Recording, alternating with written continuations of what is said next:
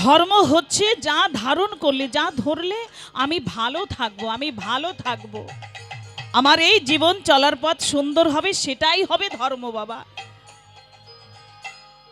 ওই যে আমার হরিচাঁদ বলেছে যে তাস পাশা জুয়া খেলা সব ছেড়ে দাও, মদ খাওয়া ছেড়ে দাও। তা আমি সেটা যদি ছেড়ে দিই তাহলে তো আমি ভালো থাকবো, আর আমি যদি সেটাই করি তাহলে কি আমি ভালো থাকবো? তাহলে এটাই হচ্ছে ধর্ম বাবা। আমার হরিচাঁদ আরো কি বলছে, বলছে আমাদের দাদু সাজ্ঞায় আছে যে সদা সত্য কথা বলিবে, বলেছে না যে সদা সত্য কথা বলিবে। তাহলে তুমি যদি সত্য কথা না বলে তুমি যদি মিথ্যা কথা বলো তাহলে সেটা ধর্ম হয়? ধর্ম হয় না। এটাই হচ্ছে ধর্ম।